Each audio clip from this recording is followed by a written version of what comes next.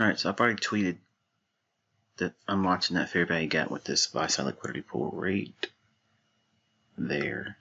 And I think that this liquidity will be hunted on the heels of the PPI number that's going to come out here in about a minute and a half.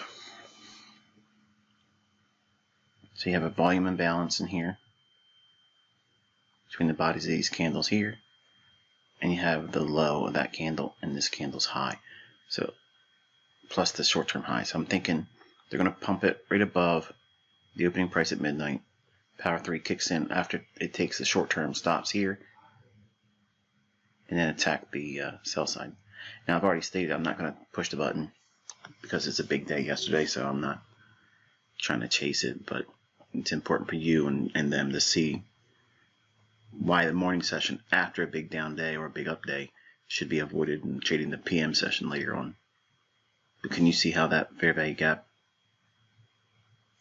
is a draw on liquidity right before the news event that's going to come out here in a couple seconds?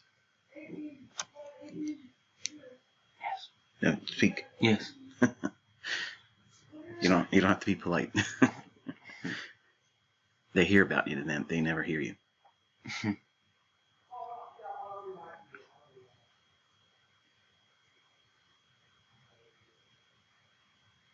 Now I know somebody out here, because I've already shared a short little video explaining that I think it's going to go up to that fair value gap and then go down below 39.3850. I already know there's people out there that's going to be taking this trade, and this is going to be probably one of those instances where they're going to regret it right there. There's fair value gap there.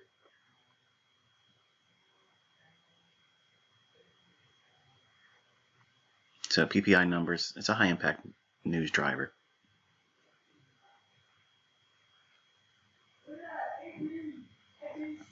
Now you want to see it overlap all these gaps and attack the low here aggressively, and then big smash down into sell side.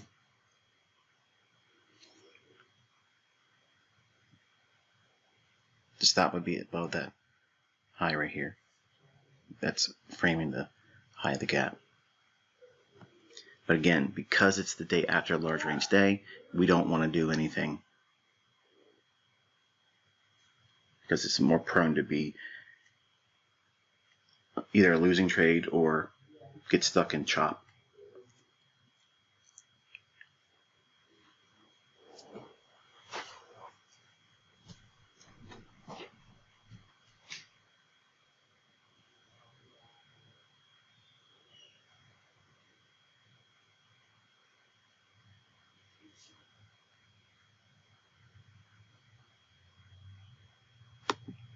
I'll actually annotate that high to represent a stop loss. So we'll go up 1/4 point. That would act as a stop loss.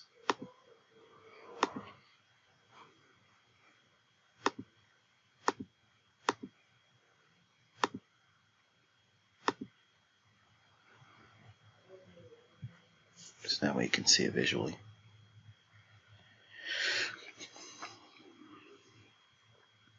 See, right away, like I would have wanted to see this thing completely come down and overtake that gap there. But it's being lethargic so far, so that would be a problem for me. Like it would need to really expand lower.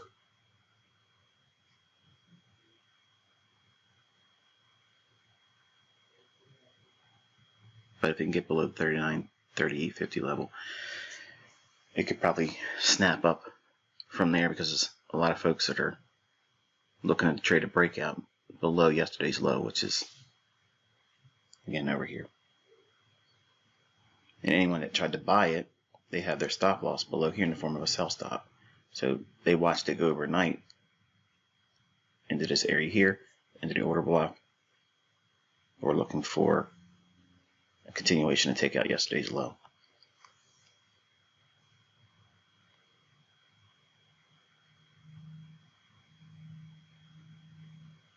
Now see how we're inside this small little fair value gap in here? We don't want to see it respect any of that. We want to see it just come right on into it and get below it. And once it gets below it, it can act as some measure of resistance. You understand? Yeah.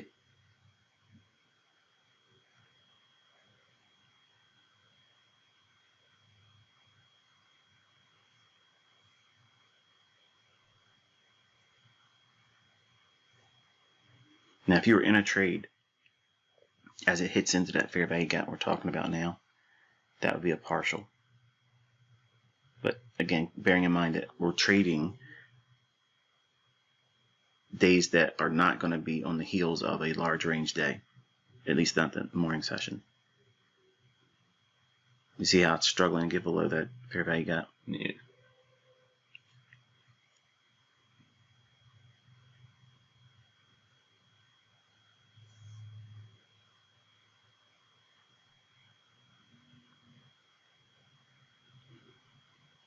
Now we've already taken the liquidity below the low here and here. That's why I think we're stuck in this range here now. But there's a lot more liquidity below yesterday's low.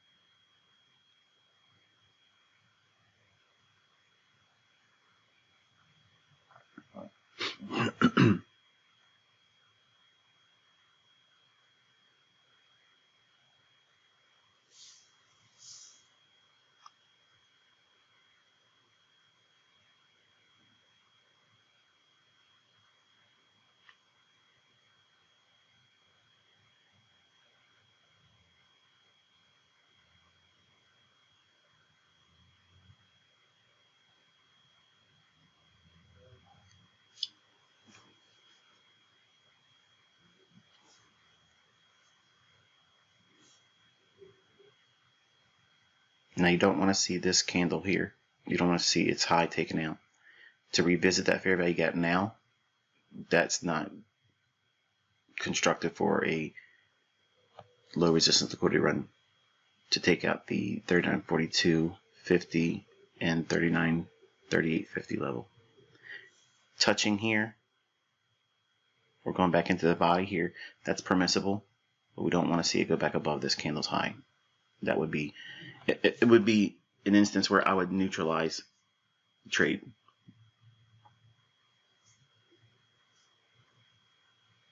In other words, protecting the stop.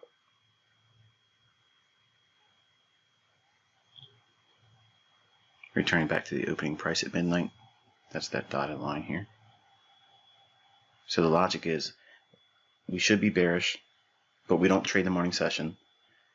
We worked above the opening price at midnight overnight, came down, took out short-term sell side here, left yesterday's low intact, returned to a fair value gap and above the opening price, so that's power 3. The only thing that's not going good for it is because it's on the heels of a day that was large, big, washout day yesterday. So we don't try to go in on the morning session. There's a lot of manipulation in the morning session on a big down day or up day. Spending way too much time hanging around that opening price. It should have already rejected it, went lower. So a lot of folks ask me all the time, if I'm in a trade, how do I know when to kill it and like keep the stop loss from being tripped and taking the full initial risk, or absorbing the risk, put it that way, by being stopped out. What I just outlined here, if it takes out this candle's high here, I won't allow for the stop to be hit, so I would close the trade there. So while I'm pointing and talking to you, this is I'm not in a trade. But if I was in a trade, I'd be over here ready to collapse the trade or use the open position tab here and close it out. But it's already given, in my mind, a clear illustration of what it is that keeps me from wanting to trade the following day's morning session on a big day. Any day there's a big, huge range, like yesterday was massive, the next day, everybody's doing what? That didn't trade yesterday, what do they want to do? Get in. They want to be a participant in something. So the natural order of things is the excitement, the fear of missing out, all those things will be catalysts for them to go in and engage. And that's usually what happens here. They get chopped up.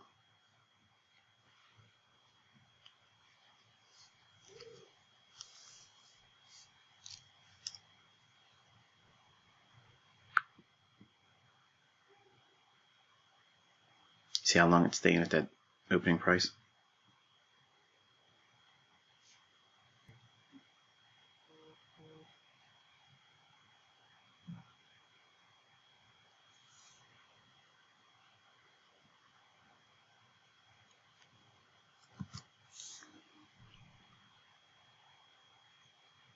And that would be it for me.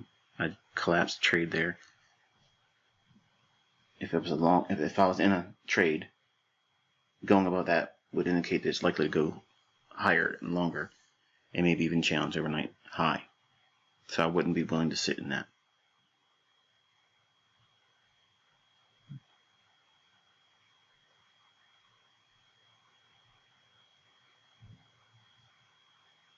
So it's hard to tell where, like if we would have used the volume imbalance in here where these candles separate, where there's no bodies connecting them, if that was my entry, I could have potentially either broke even or just covered commission costs, or maybe took the commission costs into effect. But either way, it would not be offering an opportunity for the stop loss to be tagged. But I'll leave the line there in the event that it does punch up into it, because that would be an illustration of, because they want to see me get it wrong. Like they see all the time, every single time I show something or I call something, it comes to fruition. So it would be beneficial for them to see and understand why I'm saying I don't want to trade the morning session after the large range days, because even though it could pan out, if it went down to 39, 38.50 without having to go back up into this area here that would otherwise force my hand to not stay in a trade to protect the stop loss that's being illustrated here with that little line,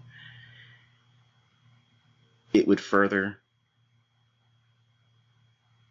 well, prove why I have the logic where I don't want to take a trade in the morning session after a large range day, because I'm more prone to be inaccurate. Yeah.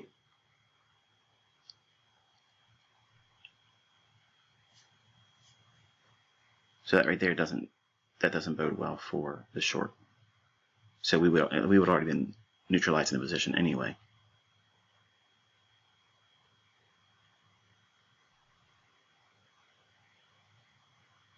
So for study purposes, it did go up into the fair value gap. It did trade down into the discount fair value gap. That would have offered what? Partial. So a partial taken there, looking to not really adjust the stop loss, because coming back into here, we already had made the decision that if we take out this candle's high, we would neutralize the trade anyway, protecting the full stop. So this is the part that a lot of students they struggle with this, because they don't, number one, they want to get their full profit. To hear other people out there saying, this is foolish to take a partial. You took the initial risk, so why take a small little R multiple when you've taken, let's say you took 2% risk? Why would you want to take a 0.5% off in a partial? Because you're trying to make money. I mean, that's why you're doing it. Unless you take away something from the position when it gives you an opportunity to do so profitably, the broker's not going to do that for you. And the platform isn't going to just magically just do it for you. You have to have orders in there or engage them manually. Yeah, if there's profit to take it.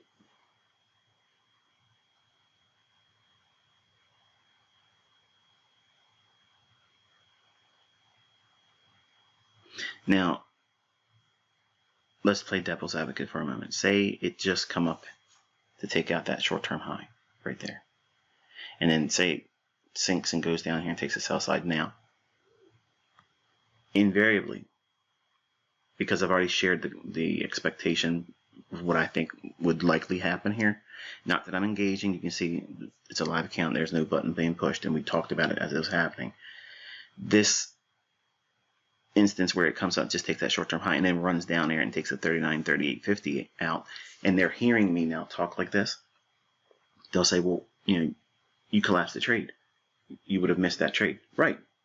That's the point. Mm-hmm.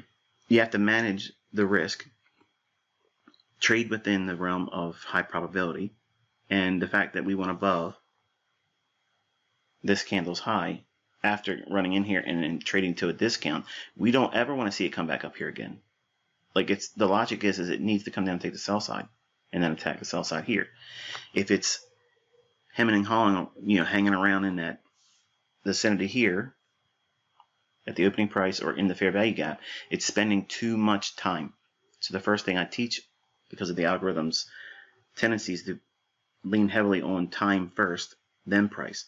So the aspects of time this morning was the 8:30 news release. We should have seen it do what we saw. It ran up, hit the fair value gap. It broke lower, went down into this fair value gap there as a discount relative to the range low and the high that formed here. So trading down to this area here, if you didn't take a partial, well, you're regretting it now. So all these things are building blocks to understanding, number one, trade management, trade selection. The first stage of how losses are mitigated and drawdown. You have to understand how you're going to lose. Like, where are the opportunities for you to fall victim to price? Just because we can see fair value gaps, just because we can see liquidity pools, and just because there's a news driver coming out, does not mean that everything's going to come together and all the planets are going to align and it's just going to be perfect for you. So, in my time, hi Bellegarde, the time I spent trying to figure out where my losing trades, she always does that. Whenever she's in earshot of the microphone, if I'm recording, she'll always come near me and then shake her head and make her ears flat. But you have to know where you're likely to get it wrong. And by knowing those in advance, you just simply let the market do what it wants to do. But you engage like a study, because when it doesn't pan out in the manner that you would if you would have pushed the button, okay, if you would have done it for real, but because you have rules of engagement that tell you that you're not actually going to push the button, you're just going to watch price and study it. Watch how it reacts off this candle's high in the fair value gap, and it should expand up in here and take out these highs, maybe reach up into here. But unless you have parameters that keep you from wanting to sit on your hands and do nothing, that's one of the most important tenets to profitable longevity and consistency, is knowing when not to do something. There's nothing wrong with sitting in front of the charts and studying price, but you can't be in a position where it's going to lull you into actually pushing the button when you know your rules, or at least my rules I'm trying to share with everybody else, is that many times after large range days, even if I was, let's say I took a series of trades yesterday and I was profitable, but I was not, I didn't do anything. No. We sat here, we watched it, and it moved too quickly, so there was nothing for me to do.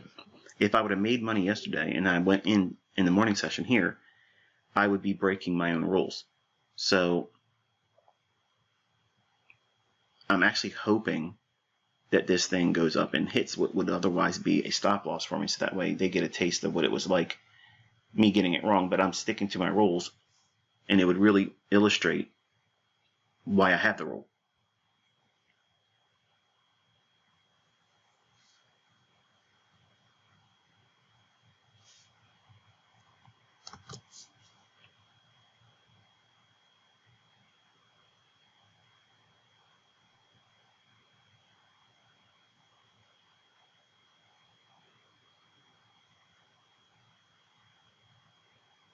Now, if it accelerates back below the opening price, which is that little blue dotted line,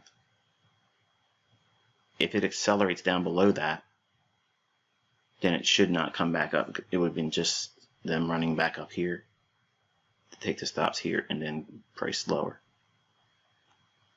But the fact that we're just spending too much time It's not trying to get somewhere in a hurry. That being below this low and for the liquidity.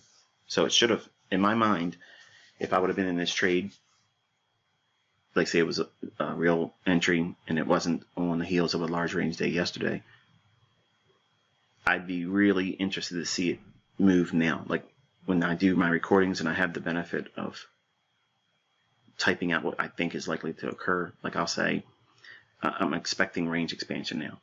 Speed. I want to see it start moving with a lot of velocity right now. I'd be wanting that to happen at this moment, actually minutes ago. But because it's just hanging around, notice the high and the low of the day. That being the highest point of the day, this being the lowest point of the day. Where are we at presently in reference to that range? Between that high and that low, where is price right now? That would be equilibrium, right? Right. So it's stagnating around equilibrium. So that we don't like to see that. If it returns back to equilibrium, we want to see it move quickly away from it. It has to move right away from that because equilibrium is acting as fair value. So if the algorithm is giving that moment where it returns back to equilibrium or midpoint of the range, it needs to signal to us as smart money that it is wanting to spool to a logical next liquidity pool, that being below this low here and here. But because it's spending too much time, that's a concern. So if I was in a live trade, I'd be demanding price now not get above the midpoint of this up close candle here because it's a mean threshold. This could act as a bearish order block and trade lower.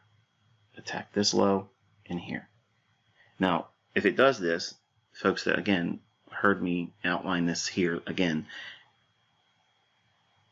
they'll be concerned with the fact that, well, wait a minute now, your initial trade was a failure because you closed it. Well, no, because the partial would have been taken down here. This could be utilized as a secondary entry technique where if it goes up and hits the opening of this candle here, that could be a short entry and a stop above the short-term high. So we'll look at that as the next case study here. Let me spread this out so that you can see better. So let's do this. And again, the idea is this is not to be done because it's a day after the large range day. But these are trade ideas that I would engage on if it weren't. If it touches that, we would assume that that would be a short entry, okay? And the stop would be here. All right, so there you go. That'd be a short entry and the stop loss would be here. On a day that I would not be trading a morning session. So I've already outlined publicly recording that this fair value gap, that would be an area I'd expect it to trade to and then go for the sell side normally. But I'm not engaging, I'm not pushing the button, and you can, we're here. Yes. We're not doing anything. That the live account hasn't been pushed. There's no trade entries. This idea here, if it weren't a day after a large range day, this would be a trade that I would consider as well. But again, if it runs up and hits it, it just helps put it in perspective as the reasons why I don't trade it on a day after a large range day. And if I did these things, they would see me losing. And then I would have examples of saying, okay, here I did this wrong, and the market did this as a result, and I got stopped out and I absorbed a loss. The folks that study with me, because I don't show them a litany of losing conditions and trades or failed ideas, it seems too good to be true. And it's only because I have been doing it long enough to know that these are my problem areas, and this is where I'm going to fall victim to it, and it's going to probably snap up here and hit that line, and that would be viewed as a stop loss being hit. And the difference between the two levels, that would be the loss.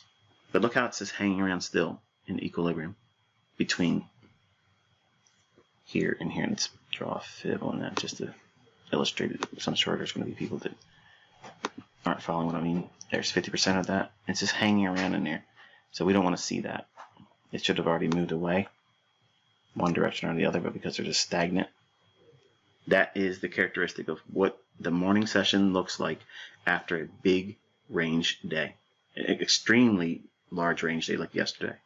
But the afternoon should have something. Well, that's my aim. I'm looking for something to be a little bit more high probability, a little bit more of a low resistance liquidity run, where it's going to be easy to see. It's going to be trying to run to a specific pool of liquidity, and with the proper market structure behind it. Whereas this is just going sideways, and all we're trying to do is capture a move that would otherwise make perfect sense, that it should take out yesterday's low. If everything's bearish, okay, and yesterday obviously would indicate that the average bear would see, hey, there's probably something bearish to the market right now, it would make sense for it to want to take out yesterday's low. But this is what happens. It denies them in the morning the follow through that they're looking for, and there's the stop loss. So for those that want to see me get it wrong and when I would frame a trade and how it would be wrong, I know when I'm likely to fail. And that's not a weakness, that's a strength. Because I have these understandings of where I've fallen victim to price over the last 30 years, I try to avoid, I tread very lightly in these conditions because I don't know if the algorithm is going to do what I want it to do in these instances. Outside of these times, these problem areas, my executions are cleaner. My understanding is, better synced to what the market's algorithm is doing. And I don't regret missing any moves. Like, for instance, if this would have panned out, say it would have went down to 39, 38, 50, and it did it cleanly, just ran right down to it, I'd be on Twitter or in this recording and saying, okay, but it means nothing because I have a rule that says I cannot trade in the morning session. So I don't puff myself up on that, and I don't want anybody feeling like, well, I missed that move. Because if you do that and you feed yourself toxic thinking about, oh, I messed up or I missed the move that took place. There's a lot of people that have regret for not having been in the move yesterday, and they struggle with that. And I talked about this last night in the Twitter space, saying that it leads to people wanting to rush to get into tomorrow, which is today's trading, the day after the large range day, and they do things and they fall victim to this, this consolidation day where it's just chopping up and down, up and down. Now there's trades here, but the new students, many times the young men, they see themselves as a superhero because they've watched a couple videos, they've seen me do something, so it feels like, well, I watched him do it, so therefore I'm going to be able to do it. And they ignore the times when I'm saying that these are kryptonite to me. Like these sessions after large range days in the morning, they are kryptonite to me. So if I'm going to trade like Superman, okay, I'm not going to go out there when the playing field is covered with kryptonite, where I know my weaknesses have the advantage over my strengths. So it's hard to communicate that to some individuals, especially when it's a language barrier. They think that just because there's something on my chart that I'm making note of or referencing, therefore, then it's going to be a winning trade just simply because ICT said so. No, there's times like this where I'm illustrating it with 4K clarity that this is the very reason why I don't want to be trading the next day's morning session, and I would rather wait till the afternoon, where things hopefully have worked out all the range here and the liquidity that is above or below the range that's formed in the morning session going into the New York lunch. Then I can work with that as a PM session idea. It doesn't mean that I'm going to have a winning trade. It means that I'm simply just waiting for something that's a little bit more likely to be trustworthy. Does that make sense? Yes. And again, look how much time we're just hanging around in there. That's very frustrating. That's frustrating for anyone that's going long. It's frustrating for anyone that tries to go short. And that's one of the characteristics. That's the signature of a morning session after a large range day. It's punishing. Like it's nerve-wracking, and it's just better for me to just leave it alone because I know I can find something in the afternoon or the next trading day. I don't have to have anything, for this afternoon, but I'm going to go on hunting looking for it. So does this make sense to you today? Yes. All right. That's going to be it. Hope you guys found that insightful.